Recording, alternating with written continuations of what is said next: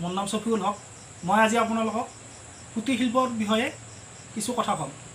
কুটিৰ শিল্প সামগ্ৰী আমি কেনেদৰে বিক্ৰী কৰিব পাৰোঁ। কুটিৰ শিল্প সামগ্ৰীসমূহ আমি এটা টিম বনাই কুটিৰ শিল্পৰ বিক্ৰী কেন্দ্ৰ স্থাপন কৰি বিক্ৰী কৰিব পাৰোঁ।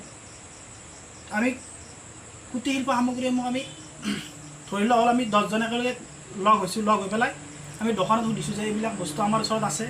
যেনেকুৱা ধৰি লওক আমাৰ ওচৰত মছলা পেকিং কৰিব পাৰোঁ, তেজপাত পেকিং কৰিব পাৰোঁ, বা এনেকুৱা ধৰণৰ আমি সামগ্ৰীসমূহ দোকানে দোকানে দি পেলাই আমি নিবনুৱা সমস্যা দূৰ কৰিব পাৰোঁ। আগতে আমি কুটিৰ শিল্প সামগ্ৰীসমূহ কিয় আগবাঢ়িব পৰা নাই তাৰ বিষয়ে কোৱা হ'ব। আগতে আমি কুটিৰ শিল্প সামগ্ৰী আমি সেইকাৰণে আগবঢ়াই যে কিছুমান মহিলা হওক বা কিছুমান এনেকুৱা গোটৰ দ্বাৰা বস্তুবিলাক বনাইছে ঠিকেই, কিন্তু সেইবিলাক বস্তু সিহঁতে বিক্ৰী কৰিব পৰা নাই আৰু তাৰ বাবে সিহঁতে লাভান্বিত হ'ব পৰা নাই। লাভান্বিত হ'ব নোৱাৰাৰ বাবে বস্তুটো আমি বিক্ৰীটো আমি আগবাঢ়ি লৈ যাব নোৱাৰা, আমি ব্যৱসায়টো ডাঙৰ কৰিব পৰা নাই। ধৰি লওক আমি 2000 টকা এটা বেপাৰত ইনভেষ্ট কৰিছোঁ বা বনোৱাতে ইনভেষ্ট কৰিছোঁ। সেই 2000টো যেতিয়া আমি বিক্ৰী কৰিম তেতিয়া আমাৰ 3000 বা 2500 টকা হৈ যাব। আৰু তেতিয়া কি হ'ব, আমাৰ ব্যৱসায়টো 2500 টকা হৈ যাব।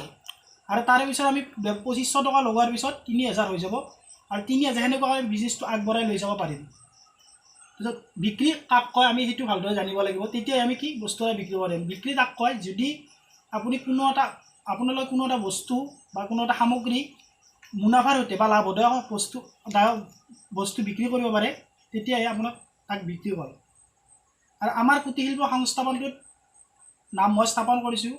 সেইটো কুটিৰ শিল্পটোৰ নাম হ'ল আপোনাৰ মা লক্ষী বিক্ৰী কেন্দ্ৰ। আমি ইয়াত কোনো ধৰণৰ বস্তু নবনাওঁ, আপোনালোকৰ বস্তুবিলাক আমি ক্ৰয় কৰি আমি বিক্ৰী কৰিম। আমি কোনো ধৰণৰ বস্তু একো নবনাওঁ। আপোনালোকে যি পেকিং কৰে বা আপোনালোকে তেজপাত পেকিং কৰিব পাৰে, মছলা পেকিং কৰিব পাৰে, সেনেকুৱা বস্তু আৰু পিঠা বনাব পাৰে, আচাৰ বনাব পাৰে, সেইবিলাক বস্তু আমি ক্ৰয় কৰি বিক্ৰী কৰিম। আৰু আপোনালোকৰ মহিলা আত্মসহায়ক গোটৰ জৰিয়তে বা কোনো ধৰণৰ এনেকুৱা কুটিৰ শিল্পৰ জৰিয়তে বনাই আমাৰ ওচৰত দিব পাৰে, আমি পেকেজিং কৰি বিক্ৰী কৰিম। এইটো আমাৰ এটা নিবনুৱা সমস্যা দূৰ কৰাৰ উপায়। আমি ধৰি লওক আজি আমাৰ কি হৈছে, আমি পঢ়িছোঁ, আমাৰ চাকৰি নাই। চাকৰি নোহোৱাৰ ফলত কি হৈছে, আমি নিবনুৱা সমস্যা দূৰ কৰিছোঁ। আৰু আমাৰ ওচৰত কি হৈছে, বেলেগ মানুহে আমাৰ ওচৰত বিক্ৰী কৰি আমাৰ পইচাবিলাক লৈ গৈছে। ধৰি লওক আমি সচৰাচৰ কিনি খোৱা নিমকিন হওক বা ভুজিয়া হওক, আমি কি হৈছে বাহিৰৰ পৰা আহিছে। আমি সচৰাচৰ পিন্ধি থকা কাপোৰটো বাহিৰৰ পৰা আহিছে। তাৰ ফলত কি হৈছে, আমাৰ যিটো পইচা আছে পইচাটো বাহিৰত গৈছে আৰু আমি কি হৈছে দিনটো দিন সকলো বস্তু আমি কিনি খাই আছোঁ। আৰু তাৰ কাৰণে আমাৰ কি হৈছে, আমাৰ চেল্ফ এমপ্লয় কমি গৈছে আৰু এমপ্লয় বাঢ়ি গৈছে।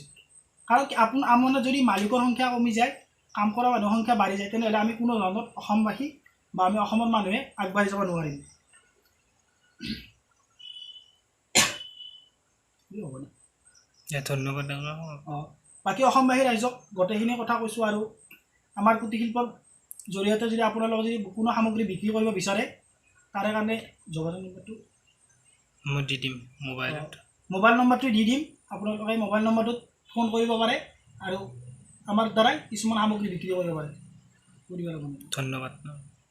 এই অসমবাসীৰ ওপৰত মোৰ সৰল মিনতি। ধন্যবাদ।